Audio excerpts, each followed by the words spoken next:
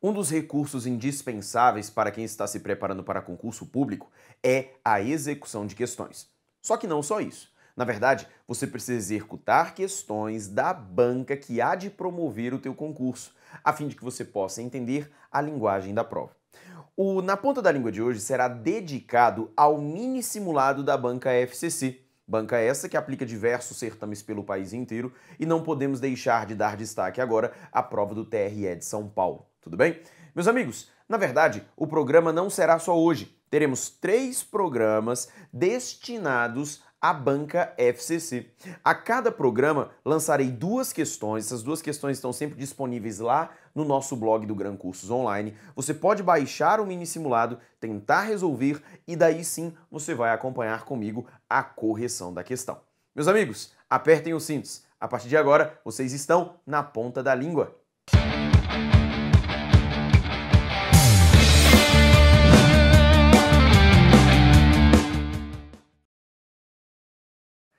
A banca FCC é uma banca extremamente gramatiqueira. Na verdade, ela concilia 2 fatos. O fato de adorar cobrar gramática, mas também de entender que a gramática hoje ela não deve ser simplesmente memorizada, mas que deve ser entendida. Por esse motivo, você vai ter questões que exploram a fundo a gramática da língua portuguesa, todavia por um viés mais comparativo. Não é o perfil da FCC, por exemplo, a colocação de diversas nomenclaturas para a execução das questões. Você não vai ver, por exemplo, questão da FCC em que o cara vai falar para você sobre oração subordinada, substantiva, completiva, nominal, reduzida de infinitivo. Não, eles gostam mais da comparação. Como nós procederemos? No programa de hoje, no da semana que vem e no da próxima semana, para cada um deles, você terá 2 questões no perfil da banca FCC, a fim de que nós possamos discutir como deve ser o teu próximo certame realizado por este concurso. Tudo bem? Realizado por esta banca. Por isso, vamos comigo à tela. Já estamos no 9º episódio do nosso programa Na Ponta da Língua, mini simulado FCC. Vamos comigo, eu coloquei para você esse texto, está lá disponível, você com certeza já leu, tudo bem? Texto atual, que fala do seguinte: roteiro pronto. Numa conjuntura marcada pela profunda desmoralização das práticas políticas, seria de esperar que a maioria dos candidatos à prefeitura tentassem reciclar seus modelos de campanha e de contato com o eleitor. Talvez leve tempo, talvez nada mude nunca. De tal modo, o profissionalismo do marketing se sobrepõe ao debate autêntico e à apresentação direta de cada postulante a um cargo público, no que tenha de diferenciador, de próprio, de divisivo que seja. Ao contrário, torna-se esperado e quase natural que todo candidato invista sobretudo num consenso abstrato e pasteurizado em seus programas. É o que se viu até agora no horário eleitoral gratuito. Desse modo, 4 anos depois de uma campanha em que o apoio de Lula lhe foi indispensável, o atual prefeito Fernando Haddad omite na propaganda, salvo por uma tímida estrelinha, a identificação de seu partido. Não foi considerada informação relevante para o eleitor paulistano a sigla do PT. Nenhum candidato, de resto, parece estar em condições de beneficiar-se dos padrinhos que possa ter. Segundo pesquisas Datafolha, é grande a rejeição do eleitor não apenas a um candidato de quem se soubesse ser sustentado por Lula, 73%, mas também a Marta Suplicy, do PMDB, e a João Dória Júnior, do PSDB, apoiados por Michel Temer, 65%, e Geraldo Alckmin, 51%, respectivamente. Para essa evidente crise de credibilidade política, providenciam-se os antídotos de sempre.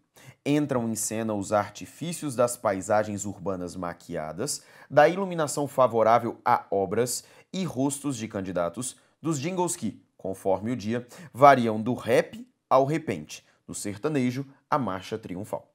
Por cima de tudo, melosos arpejos de piano e suavidades meditativas nas cordas adornam o lado pessoal do aspirante. Álbuns de família, sorrisos em câmera lenta, a estudada franqueza com que se olha nos olhos do eleitor. Não há quem não reconheça, desde os primeiros segundos da emissão, a falsidade açucarada dos textos, a delirante pletora de números a respeito de obras feitas ou ainda a fazer, a facilidade automática das denúncias sobre carências que não serão resolvidas, a estridência das promessas sem lastro. Mesmo assim, é como se as convenções da linguagem fossem mais fortes do que a própria consciência de que nada ali é para valer. Sim, cabe em toda propaganda o momento da autocrítica. Marta Suplicy fala dos erros de sua gestão anterior, esconjurando novas taxas. Haddad reconhece que não divulgou seus feitos. Pouco importa. O eleito, daqui a 4 anos, já tem pronto o roteiro de suas sinceridades ou patranhas. Meus amigos, peguei esse texto da Folha de São Paulo. Quero ressaltar logo de antemão que esse texto aqui não tem nenhuma finalidade de divulgação ou de detalhamento de alguma ideologia política. Escolhi o texto simplesmente pelo fato de estarmos vivendo esse momento de eleições estaduais. Esse texto era vinculado a este aspecto e, por esse motivo, fiz a escolha do texto. Não leve em consideração, por gentileza, qualquer ideologia que possa estar impregnada nas palavras de quem o redigiu. Estamos aqui em busca de análises de língua portuguesa, ok? Vamos à tela, portanto. Primeiro tipo de questão, muito comum na banca FCC, é a questão que fala o seguinte: é grande a rejeição do eleitor. E ele tracejou esse trecho. Detalhe, a banca FCC não vai te apontar a linha. Se você for ao texto claro, você vai encontrar essa informação. Todavia, meus amigos, você em muitas oportunidades há de ter condição de resolver essa questão justamente no próprio texto do item. Você não tem a necessidade de retornar ao texto. Tudo bem? Vamos lá. É grande a rejeição do eleitor. O elemento que desempenha a mesma função sintática desempenhada pelo segmento grifado na frase acima está grifado em, ou seja, o que ele quer é que você compare o trecho destacado com demais trechos e encontre em qual deles há a mesma função sintática. Por esse motivo, você precisa saber mapear as funções sintáticas existentes nos trechos em destaque. Inclusive, é fundamental que você saiba mapear as impossibilidades dessas funções sintáticas. É muito importante aquilo que eu falei da não vinculação com o texto. Até porque quando você estiver resolvendo as questões de gramática da banca FCC, vai ser muito plausível a você, por exemplo, conseguir resolver a questão sem retornar ao texto. E como eles não informam o número da linha, se você tiver de retornar ao texto toda hora para poder identificar a função sintática, você vai perder muito tempo, tudo bem? Então treine sempre olhando só para a questão.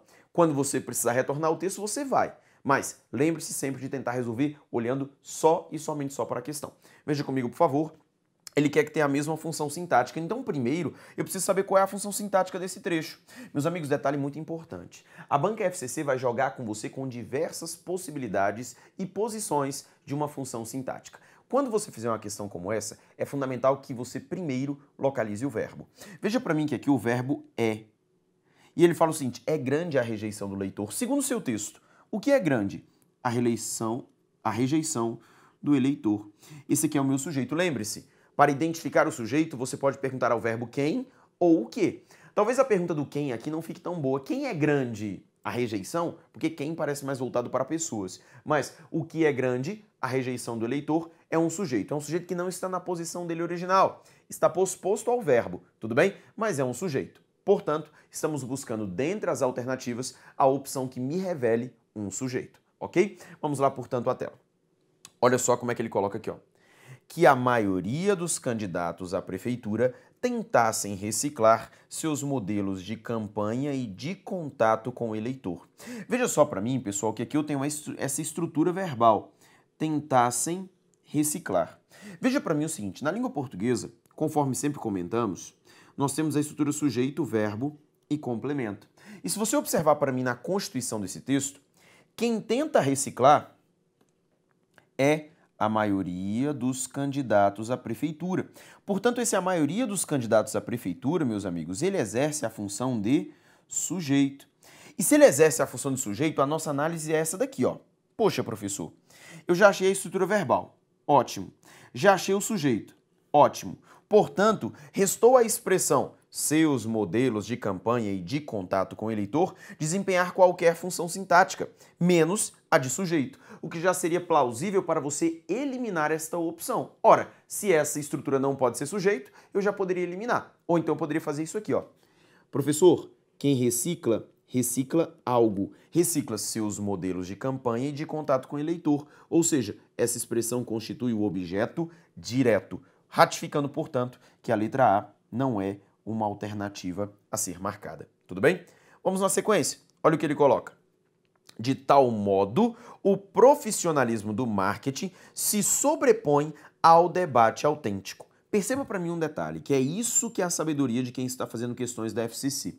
Veja para mim que essa expressão aqui, ó, está assinalada por um AU, ou seja, fusão de A mais O. E esse A mais O, você tem que se lembrar que é a fusão de uma preposição mais um artigo masculino e singular que está acompanhando a palavra debate. Se você observar comigo com carinho, pessoal, essa expressão está preposicionada e o sujeito é uma expressão da gramática da língua portuguesa que é não preposicionada. A gente aprende, né? Não preposicionada. Nós aprendemos desde pequeno que o sujeito não pode ser preposicionado. O que seria um presságio para você olhar para a letra B e dizer que é uma alternativa inválida. Ou simplesmente você poderia colocar da seguinte maneira: de tal modo, o profissionalismo do marketing se sobrepõe. O verbo é o verbo sobrepor. Quem é que se sobrepõe? Quem se sobrepõe é o profissionalismo do marketing. E esse daqui, portanto, há de ser o meu sujeito. E quem se sobrepõe a algo, ao debate autêntico, que é o objeto indireto. De fato, portanto, não é sujeito. Veja que eu poderia eliminar, primeiro, descobrindo que era objeto indireto, ou simplesmente constatando a presença da preposição. Os dois artifícios te fariam eliminar a letra B. Continue comigo. Letra C. Não foi considerada informação relevante para o eleitor paulistano a sigla do PT. Verifique comigo o seguinte, e aqui você tem algo muito importante a ser visto. Veja que aqui, ó, eu tenho a presença de uma locução verbal da língua portuguesa. Foi considerada. Inclusive, ela não é uma locução verbal qualquer. É uma locução verbal em que o verbo auxiliar é o verbo ser e o verbo considerada está no particípio. Mostrando para você, portanto, que essa locução verbal aqui, ó, ela representa na língua portuguesa aquela que nós chamamos de voz passiva analítica, assunto do qual também falaremos em algum episódio do mini simulado da FCC. Agora veja comigo, não foi considerada informação relevante para o eleitor paulistano a sigla do PT. O que não foi considerada informação relevante? O que não foi considerada foi a sigla do PT. Esse daqui, meus amigos, é o seu sujeito, que por ser uma voz passiva, é um sujeito paciente. Só que o mais importante é o fato de ser, veja comigo por gentileza, sujeito. Tudo bem? Inclusive, se você observar comigo, o núcleo desse meu sujeito, veja só por gentileza, o núcleo desse meu sujeito é a palavra sigla. A palavra sigla, que é uma palavra que é feminina e que é singular, assim como é denotada a concordância aqui, ó, feminina e singular na forma verbal participial. Portanto, meus amigos, esta é a alternativa correta, é o sujeito. Indifere, meus amigos, para a banca FCC o fato de ali não ser um sujeito paciente e aqui ser um sujeito paciente. Indifere para a banca FCC o fato de ali ser um sujeito posposto e de repente eles marcarem para você um sujeito anteposto. Indifere para a FCC ali ser um sujeito nominal e aqui, por exemplo, ser um sujeito oracional. Indifere. Para a banca FCC ele quer saber se é o sujeito, seja ele posposto, seja ele anteposto, seja ele oracional, seja ele agente, seja ele paciente. O que importa é você encontrar outro sujeito. Tudo bem? Continue comigo, portanto. Olha a letra D de dada. Ah, e detalhe importante. Eu sei que alguns talvez não marcaram a letra C em virtude do seguinte, pensando que quem considera, considera algo, considera a sigla do PT e marcou como objeto direto. Cuidado! Você não pode marcar como objeto direto devido ao fato de eu ter uma formação de voz passiva, ser considerada, tudo bem? Eu preciso observar essa voz passiva ali, que ela é indicadora de que aquilo não é objeto direto, mas sim um sujeito paciente, conforme eu, Elias, sempre comento nas minhas transmissões. Apassivar uma frase, ou seja, formar uma voz passiva, é você transformar o objeto direto no sujeito paciente. Vejamos a letra D de dado. entram em cena os artifícios das paisagens urbanas maquiadas. Veja comigo, quem é que entram em cena?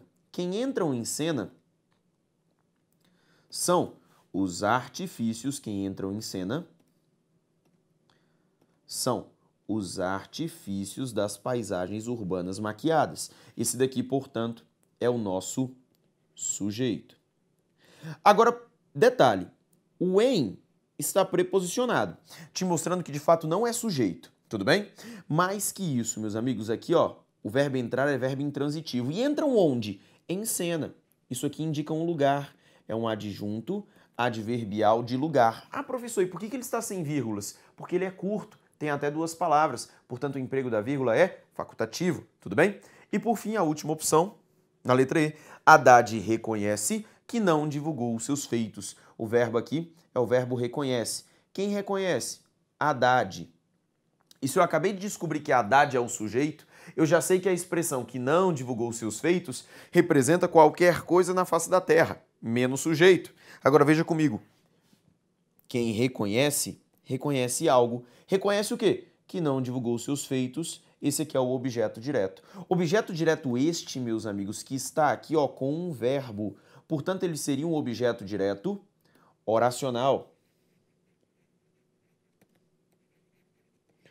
Ou, como a gramática da língua portuguesa também gosta de chamar, oração subordinada, substantiva, objetiva, direta. Tudo bem? Seria essa aqui a classificação conforme a nomenclatura gramatical. Todavia, para quem já está se preparando para provas da FCC, já se foi verificado que essas transcrições extensas da gramática da língua portuguesa não são levadas a cabo. O que é mais levado a cabo é a comparação. Ratificando, portanto, a alternativa correta, letra C de casa. Cuidado com esse tipo de questão. A Fundação Carlos Chagas tem o hábito de repetir estruturas de questões em provas de concurso público e eu sei que você já está atento a esta característica da banca e por esse motivo já vai se antecipar e fazer inúmeras questões com essa propriedade. E com essa estratégia que eu mostrei a vocês. Você não tem a necessidade de descrever gramaticalmente cada um deles. Você tem a necessidade de eliminar impossibilidades. Essa é a sabedoria de quem faz questões da FCC.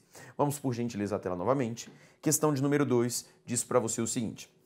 Marque em qual alternativa ao verbo destacado é permitida a concordância verbal facultativa. Quando se fala em concordância verbal facultativa, meus amigos, significa dizer o seguinte, que naquele mesmo trecho oracional, o verbo poderia ficar tanto no plural, bem como no singular.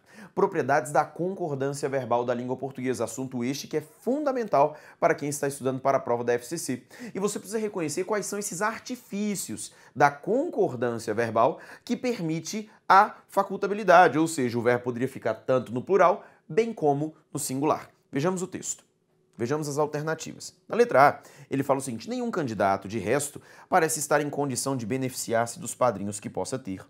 Quem é que parece estar em condição de beneficiar-se? Quem parece, meus amigos, é nenhum candidato.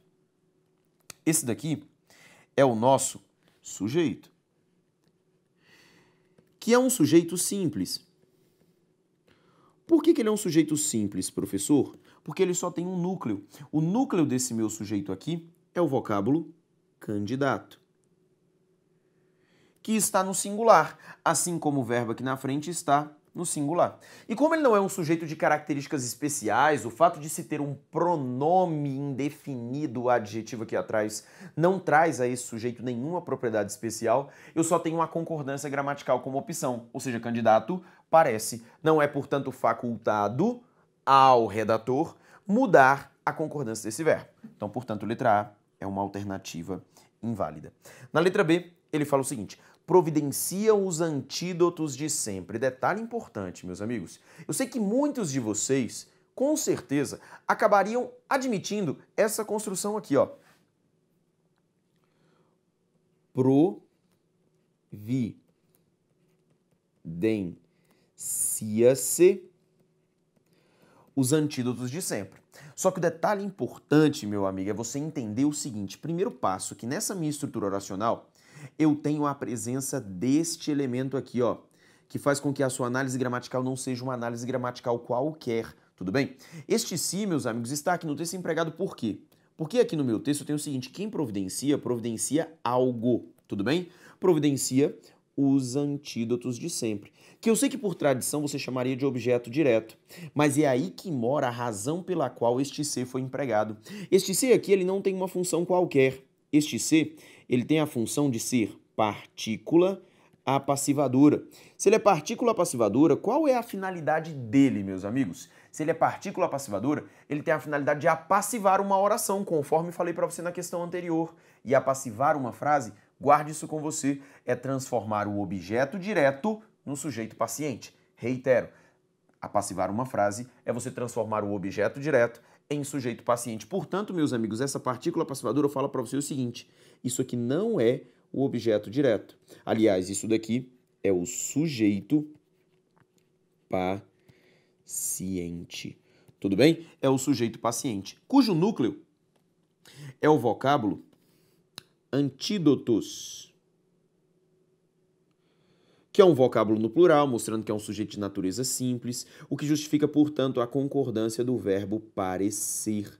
Tudo bem? Portanto, não é um caso de concordância verbal facultativa e este item é errado. Cuidado! O fato de se ter uma partícula C merece uma análise especial. Você precisa entender o que é aquela partícula C, o que ela faz no texto. Aqui no caso, essa exclusivamente era uma partícula passivadora que tinha a função de transformar o objeto direto no sujeito paciente. Vamos à tela mais uma vez. Olha o que ele diz na letra C.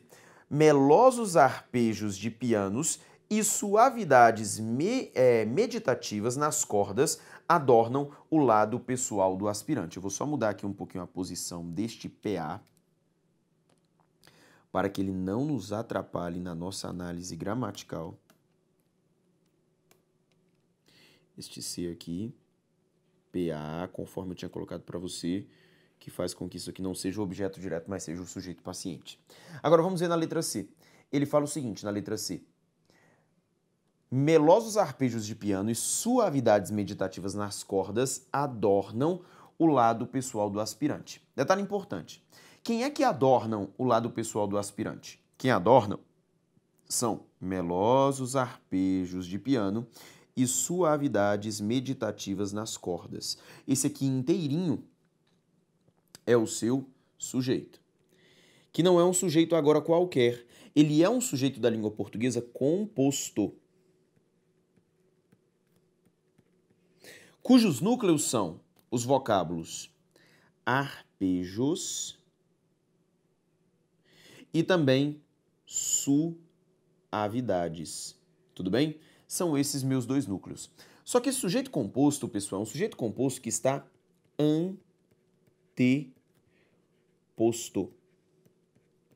E a gramática da língua portuguesa nos diz o seguinte: se eu tiver um sujeito composto anteposto ao verbo, independentemente da estrutura oracional, ainda mais se tiver isso aqui, ó, essa conjunção E que estou destacando para você agora, com a conjunção E.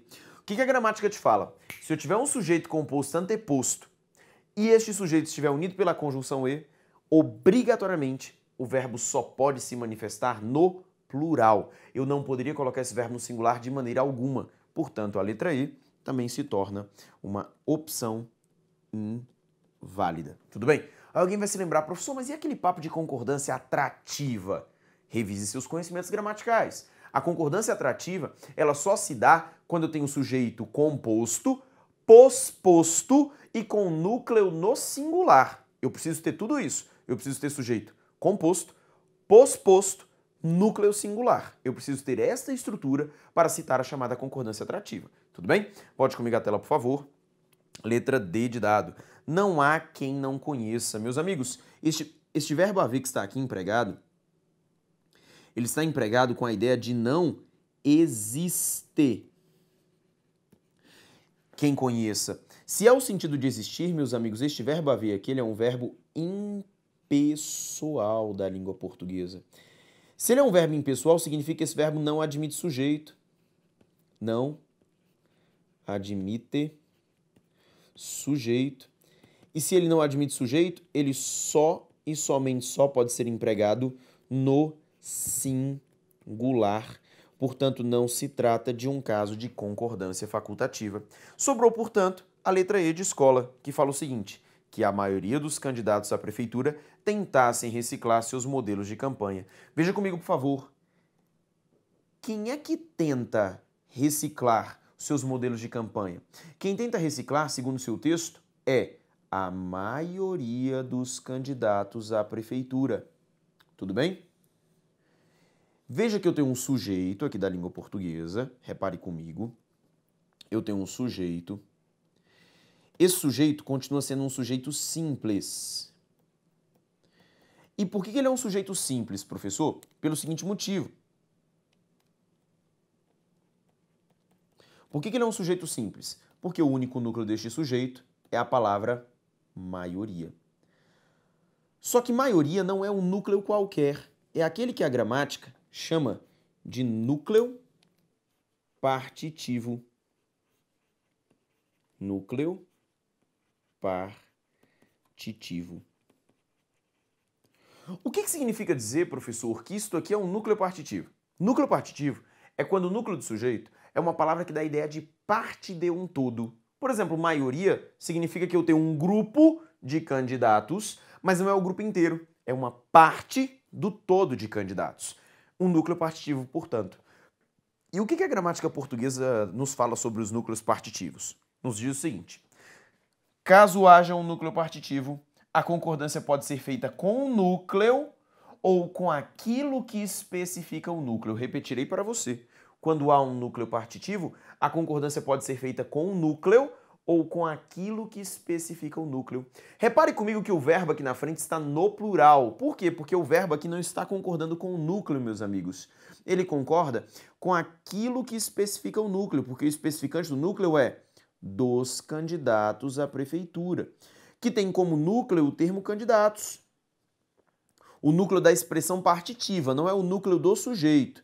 E por isso que o verbo aqui está no plural, tentassem. Mas caso eu quisesse, eu poderia fazer a concordância gramatical com o núcleo maioria. Ou seja, a maioria tentasse. Tudo bem? A maioria tentasse. Vou repetir para você. Esse sujeito aqui é um sujeito simples. O único núcleo é a palavra maioria. Como é que nós podemos saber qual é o núcleo do sujeito? Quando eu tenho substantivo sem preposição. Veja para mim que candidatos está preposicionado, então não pode ser núcleo do sujeito. Só que quando há um núcleo do sujeito que transmite ideia partitiva, quais são exemplos, professor? A maioria, a minoria, grande parte, a menor parte, uma fração, uma porcentagem. Quando eu tenho os núcleos partitivos na língua portuguesa, eu posso fazer a concordância com o núcleo ou com aquilo que especifica o núcleo. Portanto, maioria tentasse, candidatos tentassem. Ou seja, o verbo pode admitir duas concordâncias. Logo, é um caso, como a FCC gosta de chamar, concordância verbal facultativa. O que ratifica, portanto, que a letra E de escola é a alternativa correta. Meus amigos, para quem já está convivendo com a FCC, já pôde apreciar questões desse tipo nas provas anteriores. E, claro, a banca deve manter esse tipo de padrão para as próximas provas. Lembre-se, esse só foi o nosso 1 de 3. É a primeira vez que estamos fazendo o simulado da banca FCC. Nós teremos aí 3 sextas-feiras seguidas destinadas justamente a esta banca, pois é uma banca que merece um carinho especial devido ao volume de concursos públicos aplicados por todo o Brasil. Tudo bem? E claro, não posso deixar de destacar, inclusive mandar um abraço para todos os meus alunos que estão fazendo concurso para o TRE São Paulo, cuja banca é esta sobre a qual eu estou falando. Tudo bem, meus amigos? Fique atento, você verá que faremos este trabalho na ponta da língua sobre o TRE São Paulo. Faremos também dicas voltadas para o TRE São Paulo, que estará disponível no YouTube do Gran Curso Online, nas redes sociais. Então não deixe de nos acompanhar para, com certeza, você ser o mais preparado possível para este certame. Tudo bem, meus amigos? Então, um grande beijo. Até semana que vem no Na Ponta da Língua.